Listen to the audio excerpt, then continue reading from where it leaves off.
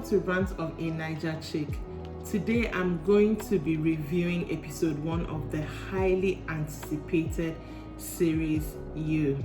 If you have not heard or watched the series You, honestly you really need to. It's one stalker slash bad guy that the whole internet banded together and they were like, this is the bad guy that we're going to love. The guy who stars in the series, Penn Bradley, I believe, I forgot his last name, but he's so good in the series, you really do need to check him out. Today I'm going to be reviewing the season 4. Part 1 of the season 4 just came out, so let's get right into it. So season 3 ended with showing us a clip of Joe, that's the lead character, going to Paris to check for Mariana, the last girl he obsessed over in season 3. But we knew from trailers and stuff that season 4 was going to take place in London. Usually each season kind of takes place in a different location. Season 1 was in New York, season 2 was in Los Angeles, season 3 was in the California suburbs, and now season 4 is in London.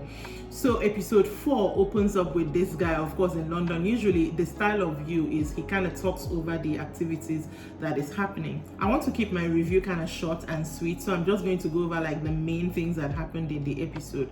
It's important to know that episode 1 took place in kind of 2 timelines. The first timeline is his present timeline, which is in London, and the second timeline is what happened when he was in Paris looking for Mariana, the girl he obsessed about in season 3.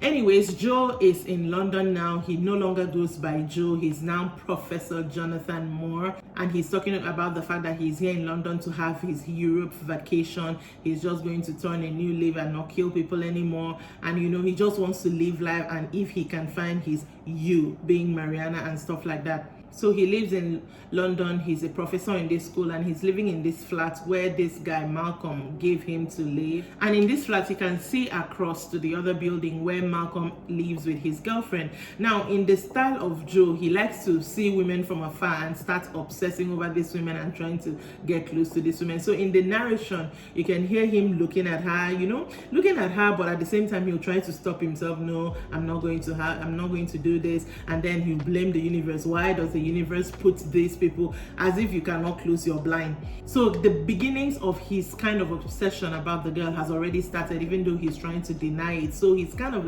the girl is kind of in his in his eye, so to say. So one particular day he's leaving the school. The girl is also works in the school as well. The girl is also leaving the school, and it's late at night, and he sees the girl about to get mugged, and he's trying to, the inner monologue is trying to I'm not trying to interfere in this girl's life, but of course the girl is mugged, so he runs to go and help the girl. So he helps the girl, the muggers run away, and he tells her, please don't mention me when you report this to the police, my work visa is not in order. And since they're going to the same place, the girl insists on driving him back home. So they get back home, and obviously Malcolm is Kate's boyfriend, so Malcolm is the one whose flat he's living in. So Malcolm comes over to thank him for saving the girl, and as a thank you he invites him to this exclusive club opening for exclusive rich people. Of course, Joe does his research on literally everybody that he's going to meet there, from the friends of Malcolm and Kate, before he goes there. He gets to the party, the crowd there is as expected. Malcolm has this group of rich kids that are basically drinking, doing all whatnot. And of course, he's not having the time of his life. He just wants to go, but he's trying to stay for Malcolm's sake. What I got from this particular group, because usually he's been in this setting where he's in a group of entitled rich people like this, what I got from the group this season is it's kind of eclectic, because you have Simon and Sophie, who are Asians, you have Blessing Abosede, who they introduced as a Nigerian princess, you have Phoebe and Adam, who are kind of representing for the white people, and of course Malcolm and Kate, and there are others in the group as well. Anyways, the party gets out of hand. He drinks more than he would have wanted to drink, so he kind of is out of it, and we see clips of him not really understanding. He's asking, where is my phone, and stuff like that. The next thing, he's home. He wakes up in his house, so he tries to remember how he gets there. He remembers, okay, Malcolm brought me home, and he's trying to step out into his living room. Lo and behold, what do we see on his table in his living room? Malcolm's dead body with a knife in his chest. I was like, it's already episode 1, they're already killing people. Joe thinks that he's the one who killed Malcolm in a blind drunken rage because of some of the things Malcolm was saying about his girlfriend. at the party. So as a guy he is now, he sharply, starts getting ready to dispose of the body. Now across the flat, he sees Kate with 2 policemen. And he's thinking, has she already reported him missing? And then he remembers, oh, last night she was actually mobbed. So maybe that's the police coming to take her statement for that event. So he quickly wraps up Malcolm's body in a rug, puts it in the car, and tries to drive around to try to see where he can dispose of it. He sees a sawmill, and at that sawmill, he starts cutting up the pieces of the body in meat grinder, the whole 9 yards. And then he gets back home and tries to kind of forget that he has done that and try to go back to his European vacation. So I said earlier that episode 1 took place in 2 timelines. So let's talk about what happened when Joe went to Paris to look for Mariana. Apparently, he spent some weeks there looking for the girl, going to places where artists hang out because the girl is an artist, she draws, trying to find her. And he didn't find her for quite some time till one day he got lucky and went to one particular place where he recognized her art. And the lady there told him she went to London for an art fair. So that's how my guy ended up in London in the first place. Now in London, he went to that art fair and was just walking around trying to find the girl. And he actually did find the girl. And the girl, of course, ran away from him because Love in season 3, his ex-wife, had told the girl, I'm going to kill this man.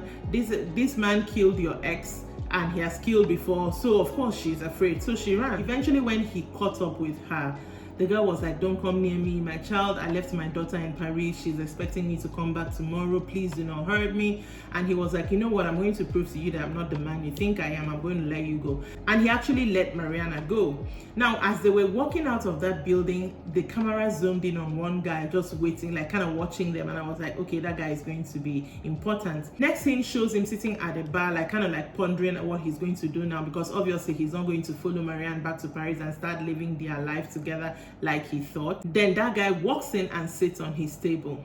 Apparently that guy is a fixer for Love. That's his ex-wife in season 3.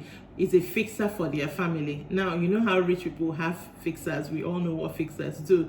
So the guy apparently has been sent by Love's father because my guy had emptied Love's account. So they knew that he wasn't dead like they thought he was. He faked his death. They knew he wasn't dead. So the fixer is there to take care of Joe, keyword him. So the guy is like that. He's just tired of this thing. He's like, if Joe can give him the money he took from Love's account, he's just going to sell into the sunset and tell Love's father that he's dead. But the only thing now is Mariana knows you're alive, so take care of that. Let that be the last thing. Start your new life. In fact, the guy is the one who gave him his new identity. Jonathan Moore, with clean papers, was like, you can walk anywhere. But first of all, the guy is like, take care of the girl that knows that you're alive. And when you do, send me a text to this number. He goes to the station that the fixer told him that Mariana was going to be entering a train to go to Paris. And instead of killing her, he kind of like knocks her to the ground without her knowing, and then steals her necklace to kind of text as proof to the guy, this girl is dead and all that. And that's how he kind of started his life in London as Jonathan Moore. Now flashback to the present timeline. He has finished disposing of Malcolm's body. He wants to move on and live his life, as a professor. And he's going into school one day. Kate is coming out. Kate was like, I know Malcolm took you back home. Have you heard from him? He's like, no, he has not heard from him. She's like, okay, it's fine.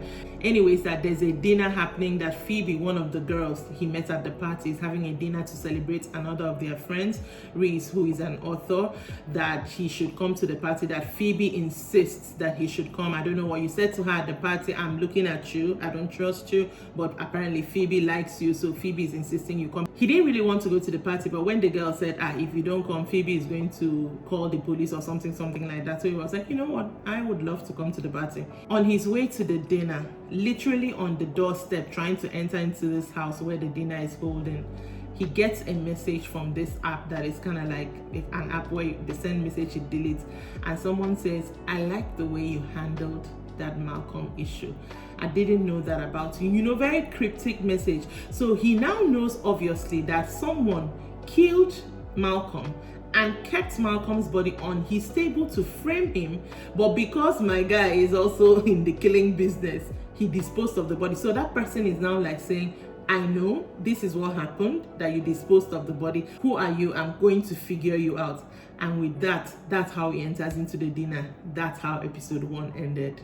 I honestly am in awe of the writers of this series. They do such a good job. I mean, episode 1 started with a bang. I'm trying to keep this video short, so I'm going to do another review of episode 2. This part 1 is only 5 episodes, so it's not going to be anything long. Anyways, let me know if you are interested in this series, if you already watched them, if you've watched seasons 1 to 3, and if you intend to watch season 4, or you have already watched it already. And let's talk in the comment section.